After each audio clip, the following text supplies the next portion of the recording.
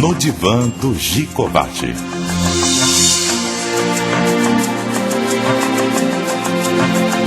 Está no ar, no Divã do Gicovati. Gostaria de falar um pouquinho sobre um tema que eu escolhi hoje para começar, que é o seguinte: confiar ou desconfiar até prova em contrário. A norma, o que se diz oficialmente, é que as pessoas deveriam confiar até prova em contrário, assim como na justiça o indivíduo é inocente até prova em contrário também.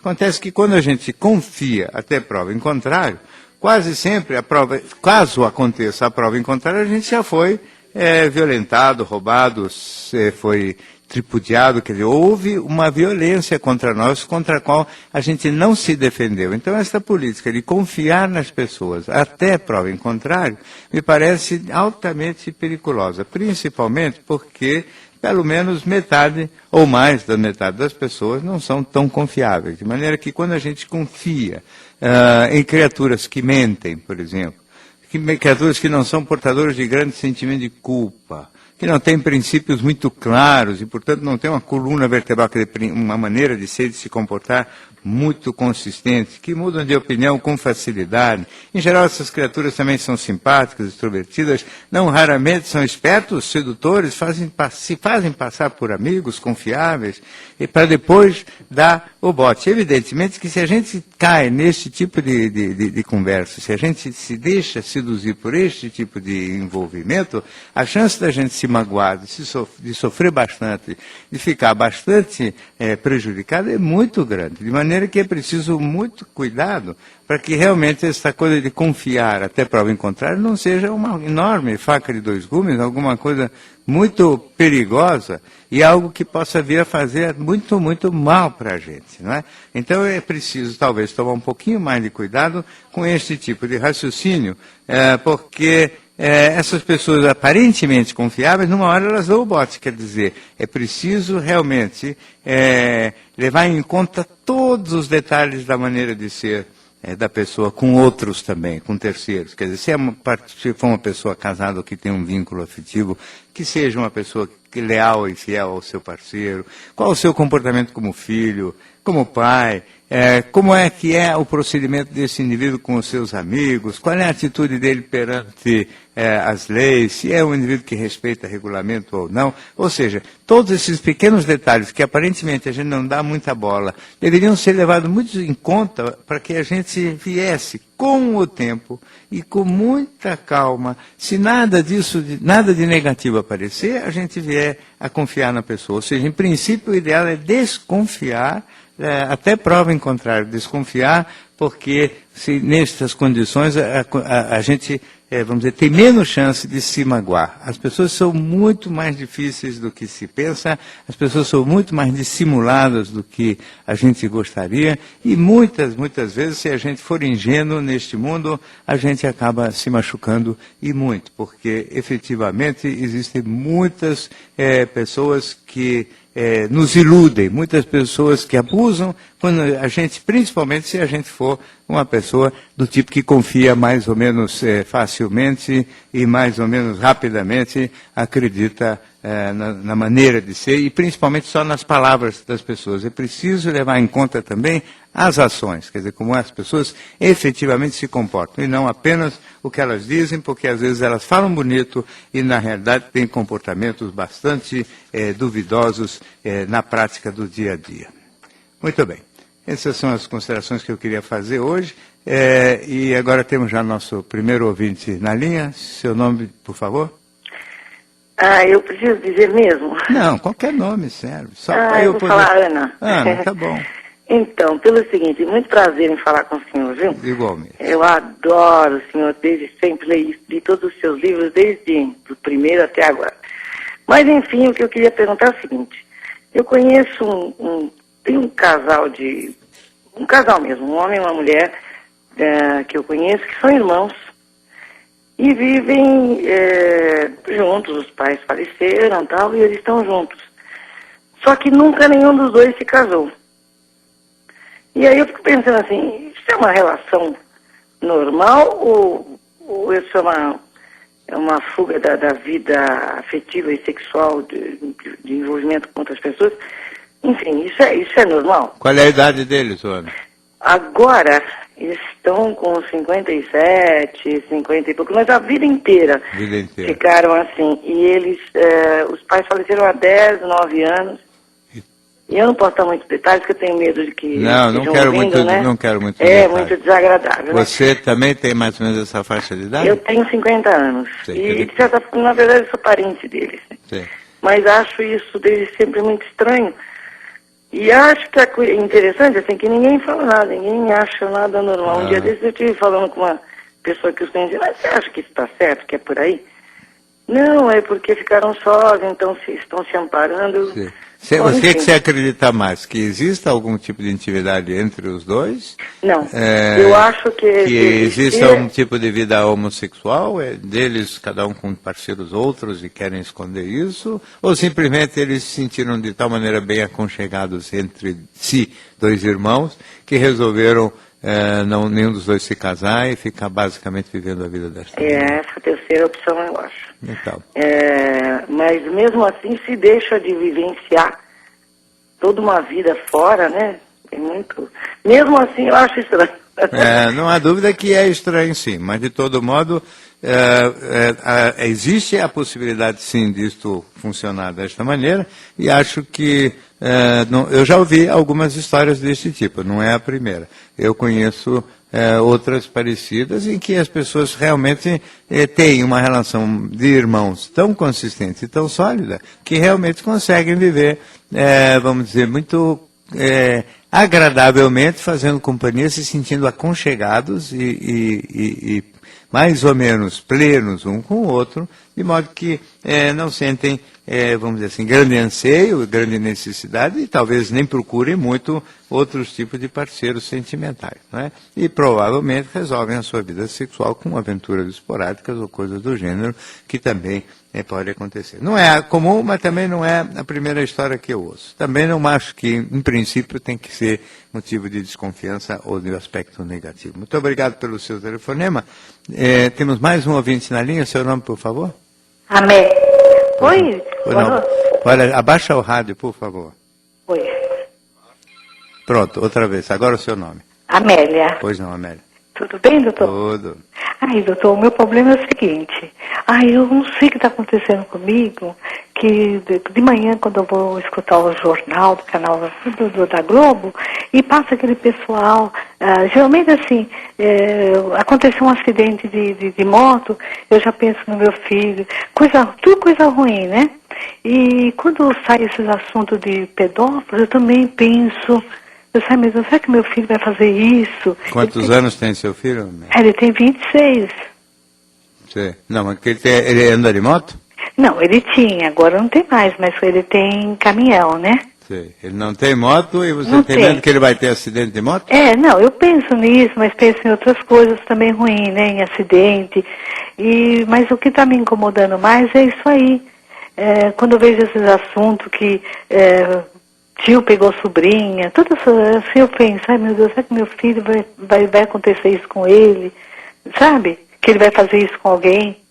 Sim. Eu entendo o seu medo e acho que um dos problemas dessa informação muito complicada e muito intensa que hoje todo mundo tem, pela rádio, pela televisão, pelos jornais, pela internet o tempo todo, é que a gente é muito, vamos dizer assim, estimulado e sofre muito a influência desse tipo de informação, especialmente da informação de coisas negativas, catastróficas e perigosas. Evidentemente que tudo isso pode acontecer para todo mundo, mas se o seu filho é um moço normal, não vai virar pedófilo nesse momento só por causa da propaganda, vamos dizer assim, ou por causa das dificuldades ou das coisas que acontecem pela via, a informação que se recebe pela via do rádio, da televisão, do que seja. Quer dizer, ele é um moço normal, 26 anos, não tem moto, tem caminhão, para ele morrer em acidente de moto, precisa primeiro ter moto. Para ele ser pedófilo, ele precisaria ter já começado a carreira há mais tempo. De modo que a impressão que dá é que provavelmente você está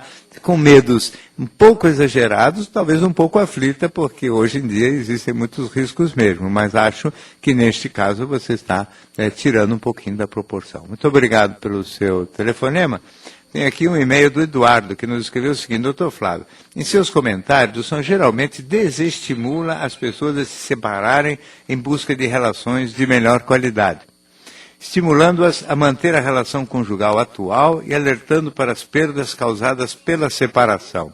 Vivo uma relação conjugal harmoniosa, mas não sinto mais amor nem admiração por minha esposa. Ela busca em mim mais do que eu posso oferecer e isso me dói muito.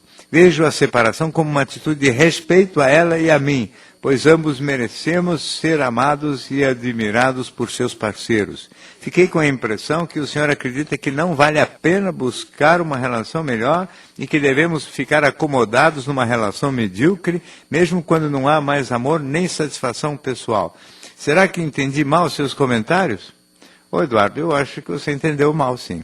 Eu nunca tive essa visão assim conservadora e nunca acreditei também que valesse a pena a gente gastar a vida da gente com um estilo de vida que não tenha, principalmente sentimental, que não tenha a ver com a plenitude dos sentimentos da gente, isso tanto do ponto de vista da gente, como também do parceiro da gente. Eu acho muito legítimo que você se preocupe também com a sua mulher, que também tem direito de ter, vamos dizer assim, um parceiro que realmente curta para valer a companhia dela. O que acontece, e isso sim eu tenho falado com certa insistência, é que não se pode ser ingênuo nas novas relações, não se deve ser ingênuo nas dificuldades relacionadas com a separação, ou seja, existem problemas sim, às vezes os filhos se ressentem, às vezes as pessoas se ressentem mais do que pensam das dificuldades financeiras que passam em função de terem que dividir patrimônio,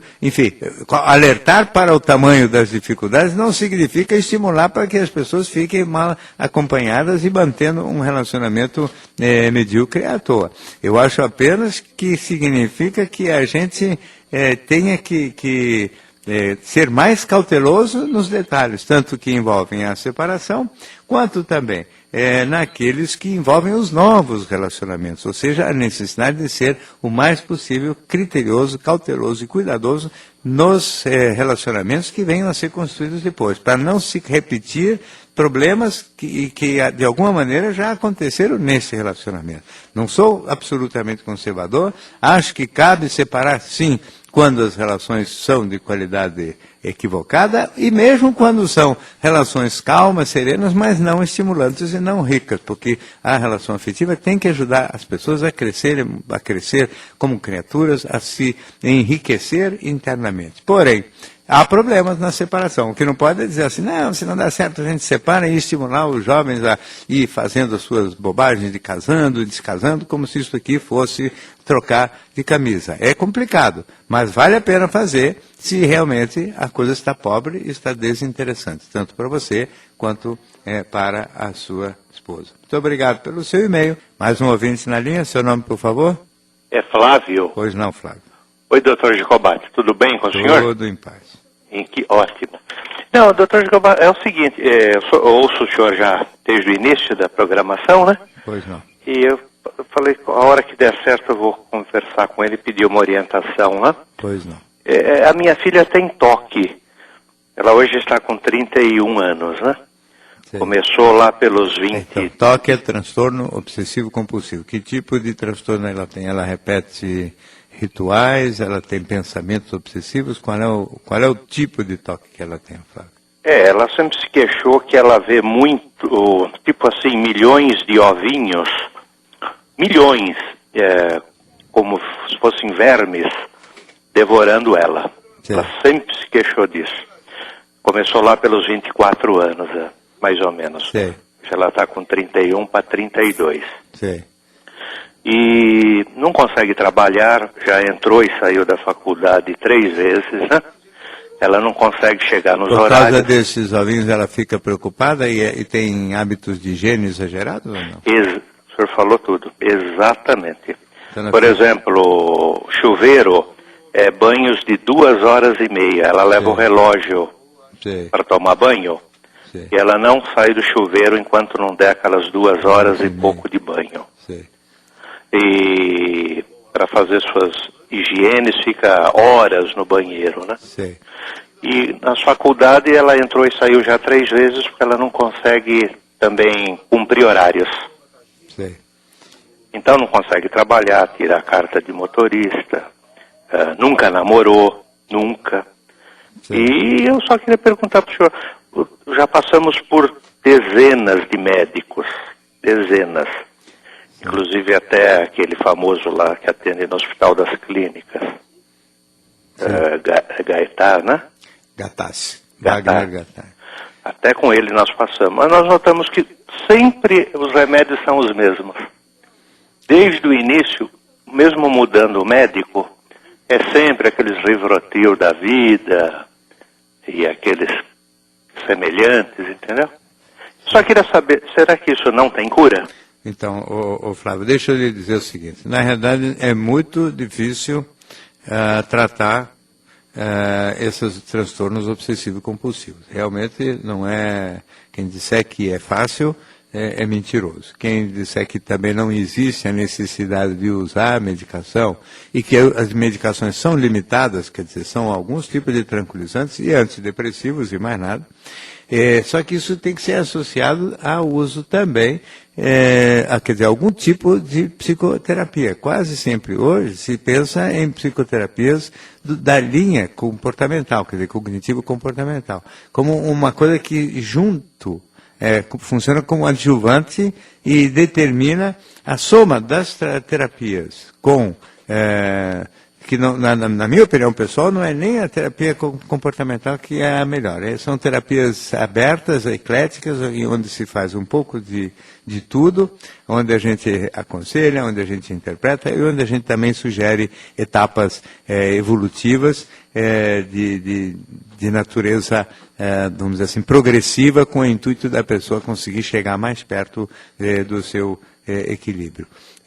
A medicação tem sempre que ser usada. Quando você vai atrás dos psiquiatras clínicos, eles só fazem a medicação. Muitas vezes indicam a psicoterapia, mas nem sempre eles fazem. Então, fica um tipo de trabalho que só com medicação eu acho difícil que você consiga resultados palpáveis. Às vezes, somando medicação e mais psicoterapia, você pode conseguir bons resultados. Mas também, assim, ainda assim, não há nenhuma garantia, não. Isso aqui é realmente vamos dizer, uma patologia complicada, porque ao mesmo tempo que não é gravíssimo no sentido que a pessoa é lúcida, a pessoa sabe o que está acontecendo com ela, é incapacitante por um lado, e ao mesmo tempo também é uma coisa dificílima de conseguir alterar. Mas com paciência, com obstinação e com psicoterapia junto com medicação, eu já vi e já tive também alguns casos de bons resultados. Mas é sempre muito trabalhoso e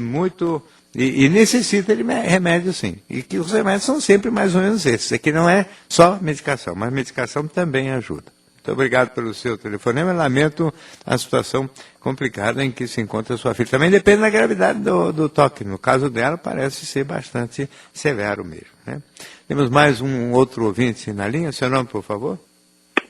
João Júnior. Pois não, João. É o seguinte, sobre o programa falando sobre a questão de confiança, né? Sim. E assim, eu já tive casamento 10 anos, né? Me separei, né? Eu confiei nessa pessoa, aí eu dei uma chance, dei a segunda chance, certo? E a pessoa sempre me passando, assim, digamos assim, decepções, né? Depois me separei, também arranjei outra pessoa, tive outro relacionamento, né? Também confiei e a pessoa também me causou decepção, né? Só assim, eu já não estou mais confiando, assim, nas mulheres, entendeu? Então, aí está errado também, João, porque tem metade das mulheres que são confiáveis e outra metade que não é. Então não pode desconfiar de todas também, né? Certo, mas só que agora aconteceu mais um agravante, né? Que, assim, sexualmente eu não estou conseguindo, como é que eu posso dizer, me desenvolver, entendeu? Assim, eu vejo que estou começando uma menina nova, conhecendo, assim, uma paquera, eu não consigo, assim, me libertar, eu fico com aquele medo, me dá um frio, uma insegurança, entendeu?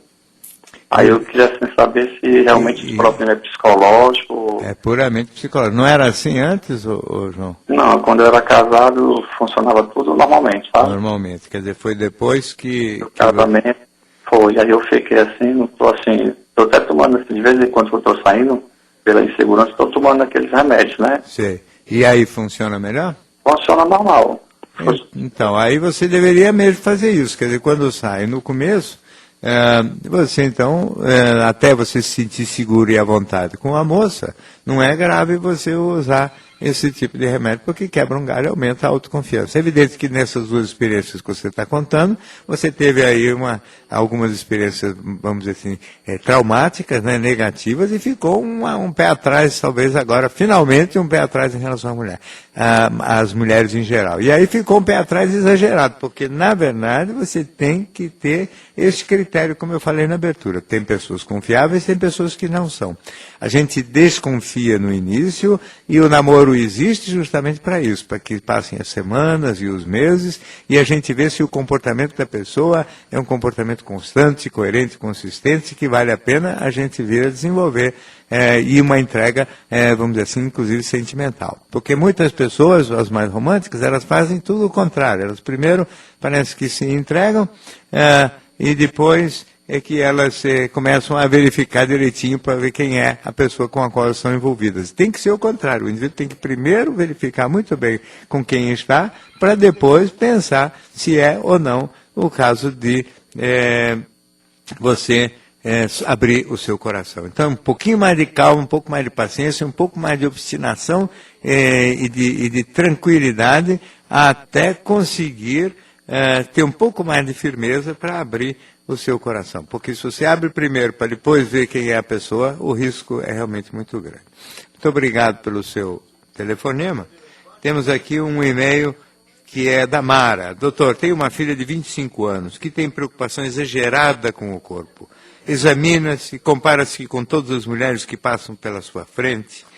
Tem problemas com os seios, acha-os extremamente pequenos, reclama dos pés, da pele, do cabelo, da cintura, de tudo.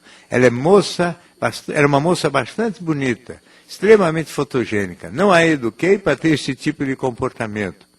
Mas talvez por ser bonita e atrair olhares masculinos, ela não admite não ser 100% linda. Agora quer fazer cirurgia nos seios. Eu abomino tal procedimento, mas estou perdendo a batalha. Como fazer a mulher aceitar o seu corpo e enxergar realmente o que é a vida aos 25 anos? Então, Mara, eu entendo e sou muito solidário com você. Eu vejo hoje esse tipo de... Isso se chama dismorfismo. É um nome bonito, mas que significa o seguinte, que a pessoa tem uma visão tão negativa de si mesmo como o corpo, que ela acha que precisa reformar um monte de coisas, quando na verdade só ela vê a coisa desta maneira e o resto da humanidade definitivamente não tem esta visão, não vê a coisa desta maneira e definitivamente não acha que sejam necessárias tantas transformações e tantas mudanças para que as coisas venham a acontecer positivamente na vida. Hoje nós vivemos uma cultura que estimula quase doentiamente esse tipo de perfeição ou de busca de perfeição. Eu acho isso realmente lamentável. Eu acho que hoje nós estamos 100% equivocados com essa louvação exagerada da beleza e da perfeição física feminina. Acho que as moças, mesmo as bonitas, estão infelizes. Eu, pessoalmente, não tenho nenhuma simpatia também por cirurgias de seios desnecessárias, porque ela acha que o seio é pequeno, mas precisa ver, não o que ela acha, mas se ela é uma moça bonita e está atraindo olhares masculinos, a beleza física, o máximo que pode fazer por ela é exatamente isso, atrair olhares.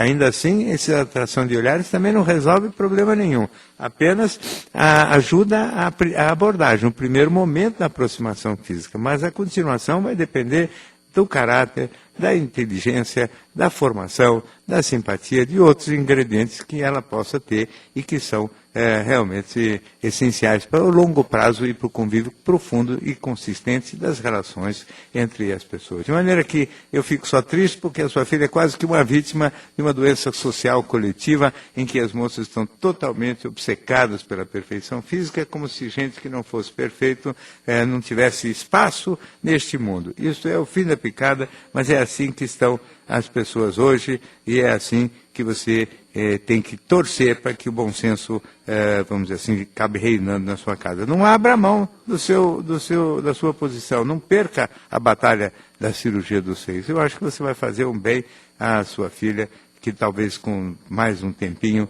o bom senso reine e ela abandone esse tipo de ideia. Muito bem, temos mais um ouvinte na linha. Seu nome, por favor? Boa noite, Felipe, tudo bem? Felipe, pois não, boa então, noite. é assim, eu sempre tive inveja desses homens ratos de academia, e há 2 anos e meio eu tenho feito academia, eu tenho feito com afinco, pelo menos 1 hora, 2 horas por dia, e eu consegui um corpo melhor, né, um pouco mais atlético. E Quantos anos você tem, Felipe? Eu tenho 25, e eu tomo também energéticos, eu estou tomando vitaminas, né, aqueles pós, e eu acredito que eu tenho até ficado um pouco até meio frustrado, porque eu percebo que parece que quem olha muito mais com desejo são muito mais os outros homens, eu acho que querendo ser parecido, ou os gays mesmo, né, isso tem sido uma coisa que tem me incomodado muito. Inclusive, quando uma mulher, né, me chamou de gostoso pelo carro, eu quase saí gritando pela rua, porque isso é uma coisa que dificilmente acontece, né? É verdade. Você me diga uma coisa, você foi fazer todo esse esporte para despertar o desejo das mulheres? Não só. Se for para isso, você sabe que se você comprar um carro bonitinho, faz mais efeito do que né? essa academia, muito mais trabalho. Não, mas é mais pra, assim, não, também não é só isso, é mais pra melhorar um pouco a atividade física, pra ficar com a saúde melhor, né, também tem tudo isso também, né, mas teve um pouco esse objetivo no fundo que eu acho que ficou meio frustrado, né. Então, mas esse objetivo é frustrado, sabe por quê, Felipe? Porque não existe, o olho da mulher não é igual ao do homem, quer dizer, o desejo visual feminino, se existe, é muito raro. Não é a norma que exista o desejo visual nas mulheres. Então, o homem olha para as mulheres com desejo, e obviamente é por isso que elas estão tão vaidosas e tão preocupadas com a aparência, mas a recíproca não é verdadeira. Quer dizer, o fato de você se fazer o mais malhado, sarado e arrumadinho possível não garante que elas vão olhar para você. Quer dizer, as mulheres são mais espertas que os homens, se você quiser. Inclusive até um pouco de... então, se for depender desse caminho, é melhor parar, porque senão você só vai despertar o desejo dos gays, né? E dos outros, não é verdade? Não tenha dúvida nenhuma. Quer dizer, você sabe que todas as revistas masculinas são revistas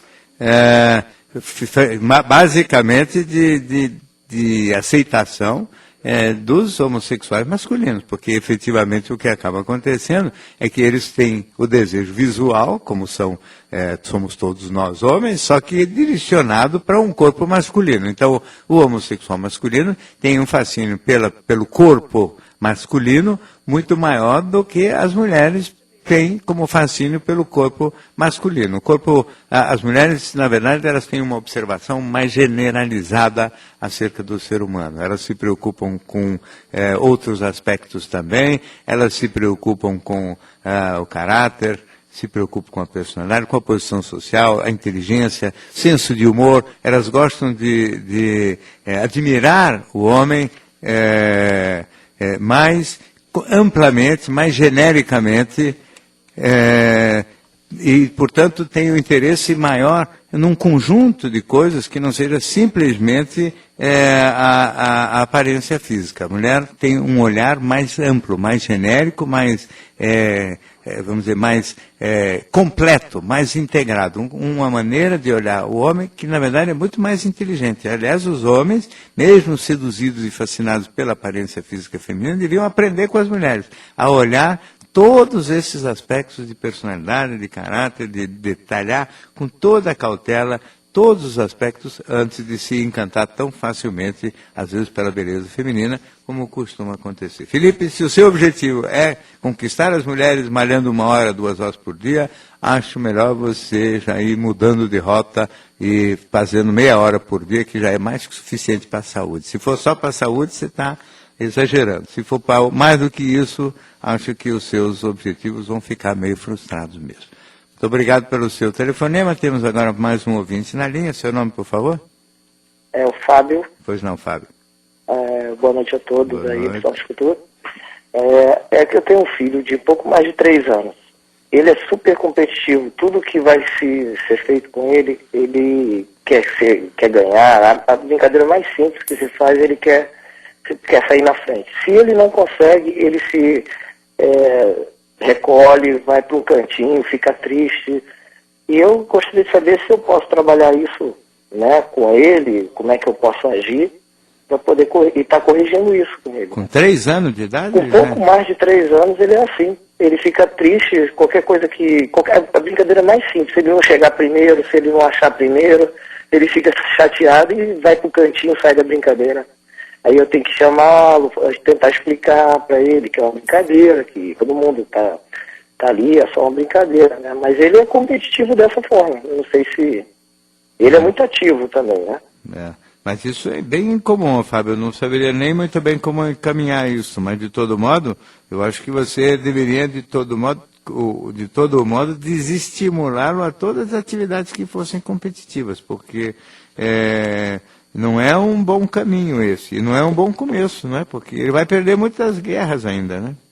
Vai sofrer ainda. Vai sofrer muito, porque ele vai entrar na escola, um dia ele vai ser o segundo da classe e não o primeiro da classe, ele vai disputar algum campeonato, alguma coisa, vai perder, porque isso faz parte do jogo, né? Faz parte do show da vida. Quer dizer, quem não tiver competência para perder também, não acaba. Você sabe o que acaba acontecendo? Isso, quem não tem competência para perder acaba se acovardando, caindo fora, buscando, evitando ao máximo qualquer tipo de ambiente competitivo, porque para poder competir precisa poder perder. Quem não sabe perder não pode e não vai realmente conseguir competir. Então, eu acho o seguinte, você devia afastá-lo de qualquer atividade competitiva, deixar por um bom tempo ele meio que parado na dele aí, quer dizer, evitando o mais possível qualquer tipo de atividade que envolva disputa. Né? Porque às vezes, sem perceber, a gente no ambiente familiar e em volta da própria vida da gente, a gente deixa espaço para esse tipo de disputa e para esse tipo de conduta mesmo com criança assim pequena. É realmente incomum que o menino dessa idade já seja assim tão competitivo e fique tão triste quando perde, mas sendo essa característica do Fábio, do seu filho, não é, Fábio? Então você deveria realmente tentar, primeiro deixar ele amadurecer mais um pouco para depois liberar ele para certas atividades competitivas, porque senão ele vai sofrer muito e vai acabar se acovardando e vai acabar evitando ou fugindo de situações de competição ao longo da vida inteira, se tornando um perfeccionista e, a rigor, ele vai acabar produzindo e fazendo muito menos do que ele poderia, porque o indivíduo que produz no seu máximo, no máximo do seu potencial, é justamente aquele que pode errar, que pode perder, que pode cair do cavalo também, porque ninguém pode fazer tudo só ganhando. Não existe um campeonato de nada no mundo em que as pessoas só ganham. A gente ganha, perde, e se ele não está conseguindo lidar com isso, por enquanto ele é melhor que fique fora, até que avance um pouquinho emocionalmente e consiga talvez entender isso um pouco melhor. Muito obrigado pelo seu telefonema, e temos aqui um e-mail do André. Doutor, prática bastante comum entre os homens, o hábito de se juntar entre amigos e tomar uma cervejinha está sempre associado à alegria e divertimento. Meu pai considera assim esses momentos. Desde pequeno me recordo de ver o meu pai nessas rodas de amigos, mas nunca entendi o motivo de tanta alegria. Porém, o tempo foi passando e hoje passei a enxergar de forma diferente. Tenho a imagem do meu pai indo sozinho a esses bares e encontrando seus pares de cerveja. Aquilo que poderia parecer festivo e engraçado se assemelha mais à imitação fajuta de descontração. E me parece mesmo é amargura. Sentados na mesa, sentando na mesa, as mesmas conversas vazias e repetitivas, geralmente que acrescentam muito pouco. Hoje, aos 30 anos, vejo diversas vezes os encontros com meus amigos caírem nesses mesmos encontros de bar, onde nem sempre há assuntos relevantes, mas cerveja não falta. Gostaria de saber sua opinião sobre esta prática tão comum. Por que algumas pessoas são tão ligadas a isso? Existe um limite entre beber para se divertir e beber para afogar as mágoas? Será que estou enxergando mal a cervejinha entre amigos só porque não sou tão adepto?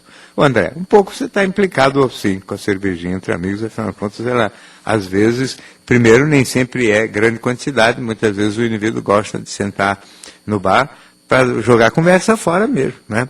Sabe que a conversa de amigos, você pode chamar de amigos, aquelas pessoas que você passa a noite inteira conversando coisas não tão relevantes e acha que foi uma delícia. E, certamente, para isso também, a cerveja, às vezes, ajuda, quer dizer, não é incomum que você, então, encontre, vamos dizer assim, no álcool, um facilitador para essas atividades, vamos dizer assim, mais superficiais, mais vamos dizer, sem responsabilidade para atividades, vamos dizer assim, verbais ou conversas, onde não se preocupa, não há grande preocupação em manter coerência, consistência. Agora, é muito raro que nesses encontros de bar as pessoas realmente, vamos dizer, fiquem bêbadas a ponto de passar vexame. Quem fica tomando cerveja dificilmente fica bêbado a este ponto. Tem um ou outro, não é? Agora, às vezes, não é tanto só para afogar a mágoa, mas certamente também algumas pessoas afogam mágoas, né? As histórias das músicas de samba-canção, dor de cotovelo, todas elas falam em afogar as mágoas em copo de bar, não é? Então, também existe isso. Agora, que uma pessoa alegre, festiva, extrovertida e que conversadeira, goste também de bater um papinho sem compromisso e sem relevância no boteco com os amigos, não vejo também isso nenhum sinal de amargura, nenhum sinal de leviandade, nem mesmo de superficialidade. É um gosto como qualquer outro, né? Um prazer simples e sem nenhuma gravidade. Acho que você está um pouquinho implicado, sim. Muito obrigado pelo seu e-mail. Temos mais um ouvinte na linha. Seu nome, por favor? Pedro Martins. Pois não, Pedro. Tudo bem? Tudo. Eu tenho 31 anos e é o seguinte, eu tive um relacionamento com uma pessoa, ela tem uns 16 anos. Eu passei uns 3, 4 meses, a gente ficou morando junto. Aí tem a concepção dos pais dela, né? Os pais dela aceitaram ela vir morar comigo. A gente ficou esse período de 3 a 4 meses. Aí depois não foi dando muito certo, então eu achei por bem a gente se separar. Ela voltou para casa dos pais delas e eu continuei morando sozinho. Sim. Aí que assim, ela teve outros namorados, eu também tive alguns relacionamentos. Fora disso, eu ligo para ela, a gente troca MSN. Aí assim, eu sinto que ela tem a vontade de voltar a querer ficar comigo, mas comigo mesmo existe assim uma suspeita assim, às tanto que eu fiquei com ela, eu percebi que ela não era a pessoa certa dela estar comigo. Por que ela não é a pessoa certa, Pedro? Assim, porque eu sinto que ela queria estar comigo por a confiança que ela tem em mim, ela se sentir segura do emprego que eu tenho, né, da segurança que ela ia estar comigo, mas porque eu percebi que não era a pessoa assim dela gostar mesmo. Sim. Aí eu sinto que ela quer voltar comigo, assim, com o passar do tempo, se a pessoa aprende a gostar mesmo, que saber a opinião do senhor. Você gosta mesmo dela? Eu gosto, eu sinto que é uma pessoa responsável, apesar da idade dela, mas é uma pessoa madura, tem os pés no chão, mas por outro lado eu fico com aquela dúvida se, assim, ela não é aquela pessoa que ela pensa de mim, dela gostar mesmo.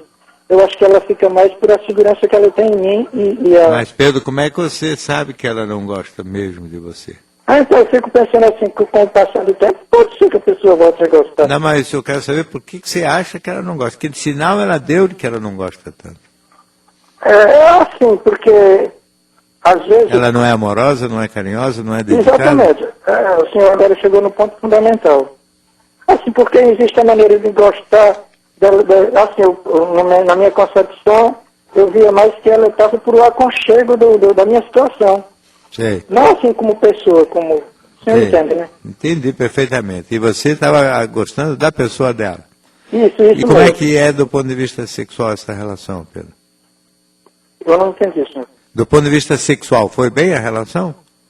Foi bem sim. Mas eu sinto, comigo, eu sentia bem, mas já com ela, assim, não sei se essa ideia minha, se eu estou imaginando isso, que ela não, assim, eu percebia que com ela não era a pessoa que ela estava querendo estar comigo. Sei, mas você aqui ficou... Isso me perturba, né? Isso me perturba. Eu sei, mas você já teve outras namoradas? Já tive outras sim. E com as outras você tinha a sensação de que elas queriam ficar com você? Não, as outras, eu percebo que elas querem ficar comigo só por diversão, assim, mas... Nunca teve ninguém que quis ficar com você, por você, de verdade, como você gostaria? Exatamente. Nunca aconteceu? Não. Então, aqui são duas possibilidades. Uma é que você esteja realmente vendo as coisas com muito pessimismo e tendo aí um sentimento meio negativo acerca de você mesmo, então você sempre está derrubando a maneira como as pessoas olham você e achando que está faltando alguma coisa, que elas deveriam gostar mais ou dar mais sinais de gostar de você do que você sente que as pessoas dão. A outra possibilidade é que, de fato, você ainda não encontrou ninguém que tenha dado vamos dizer assim, um retorno equivalente àquele tipo de atenção e carinho que você definitivamente se dá, e obviamente se você dá, você espera receber. A mulher sempre tem também um interesse de ver no homem uma figura de aconchego e de proteção. Isso não é nenhum defeito feminino e não é nenhuma limitação em relação à sua pessoa. É que isso é um dos itens, mas deveria, além disso, você sentir que a menina olha para você com um olhar de admiração, de respeito, de carinho mesmo, e que tenha gosto e prazer em conversar, em estar do seu lado, orgulho de estar do seu lado. Isso que é, talvez, aquilo que esteja faltando um pouquinho mais para você. Então aí cabe sim buscar encontrar esta plenitude, apesar de que a moça, apesar dos 16 anos de idade, dá sinais de muita maturidade, segundo você mesmo, né? É firme, é esforçada, é séria nos seus propósitos. Porém, parece que falta, pelo menos do seu ponto de vista, alguma coisa em termos do sentimento dela em relação a você. Ou então, você que é exigente demais, que nunca vai encontrar ninguém capaz de dar tudo que você quer, porque talvez você não esteja enxergando o sentimento da pessoa. Mas, por enquanto, pela idade que você tem e até pelas características dessa moça, eu tenho que partir do princípio que você está vendo direito e que você, de fato, reconhece que falta um pouquinho de admiração e, vamos dizer assim, no olhar dessa moça em relação a você, então ela está mais acomodada nas conveniências práticas do que também no sentimento amoroso. Então, toca para a vida para frente, aí é melhor que não volte mesmo, porque senão vai ter que se separar de novo daqui a pouquinho. Com o tempo, pode vir a gostar mais? Pode, mas aí vai ser costume, também vai ser difícil saber se é sentimento verdadeiro ou se acostumou a viver junto com você, do seu lado. Muito obrigado pelo seu telefonema. Temos mais um ouvinte na linha. Seu nome, por favor? Boa noite, doutor. Meu nome é Carlos Alberto. Pois não. Eu moro no Jardim Paulista, tenho 47 anos, tenho formação superior. Sim. E é o seguinte, doutor, há um ano eu fui traído e eu me separei da minha esposa.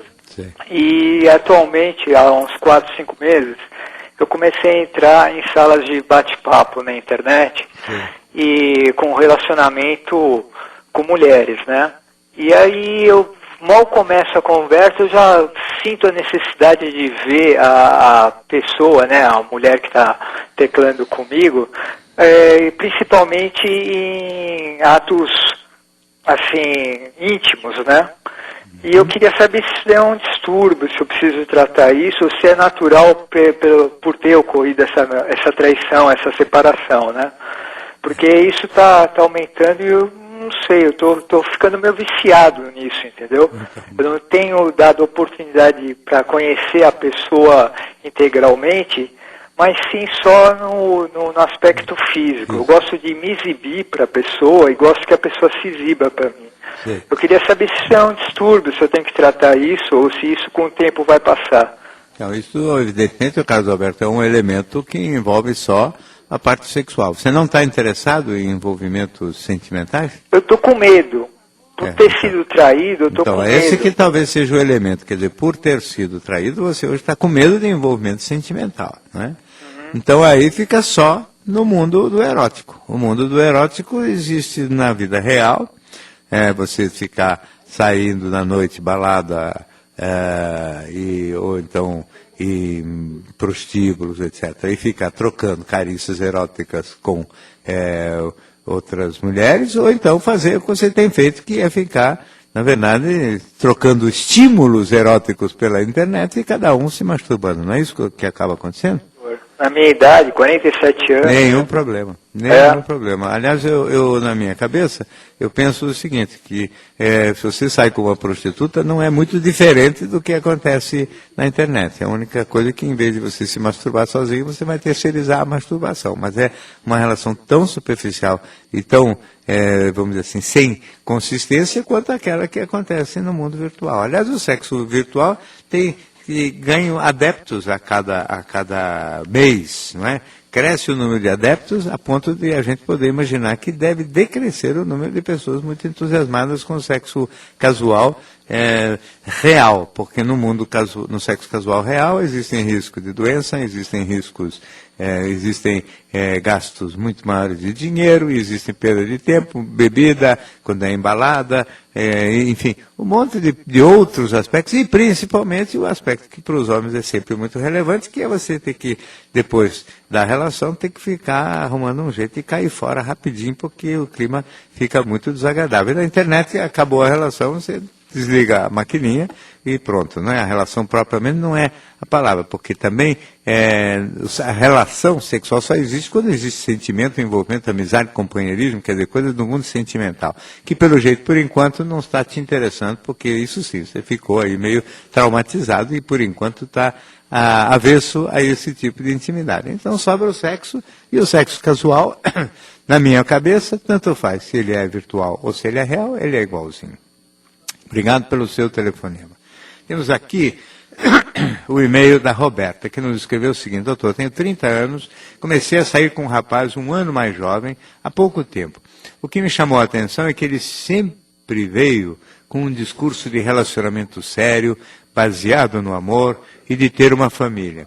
Da última vez que nos encontramos, nos empolgamos e tivemos uma relação sexual. Porém, na mesma noite ele disse que imaginava outra coisa para nós. Algo mais da alma, não selvagem como estava ocorrendo, e parou simplesmente. Conversando um pouco, ele acabou cedendo, mas fez um comentário que me deixou chateada, o de que dificilmente manteria um relacionamento sério comigo, pois tinha medo que o meu grande apetite sexual significasse traição à vista.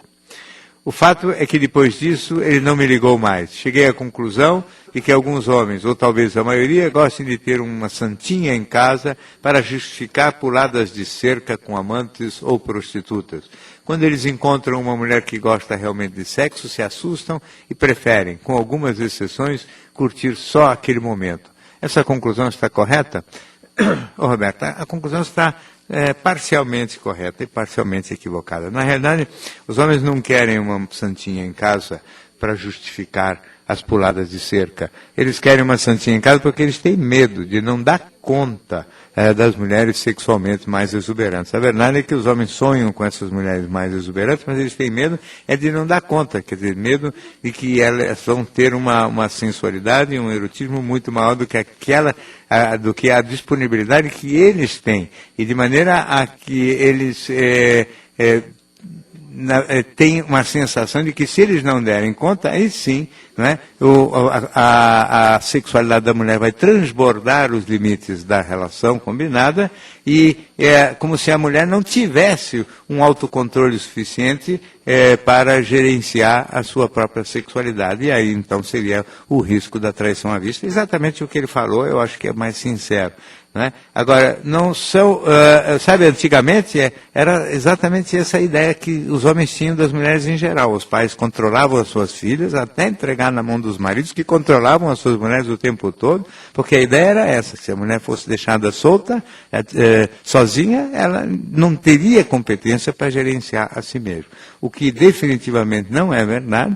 Definitivamente as mulheres, mesmo que sejam as mais exuberantes sexualmente, as que gostem mais de sexo, são mulheres que, tendo firmeza de caráter e de personalidade, vão ter sempre controle da intensidade, controle da sua prática erótica, independentemente da intensidade do desejo. Agora, as mulheres que não são tão firmes do ponto de vista da moral, ou do caráter, ou da personalidade, da integridade, estas sim é que não são tão confiáveis. Em geral, são as mulheres até muito mais extrovertidas e exuberantes, assim, no sentido de roupas extravagantes, as mais extravagantes, e que, na prática, com os seus maridos, não costumam ser muito boas de cama, não. São até as mais quietinhas, as mais travadas, as mais desajeitadas, as mais complicadas dentro da relação conjugal, e que acabam tendo relacionamentos, quer dizer,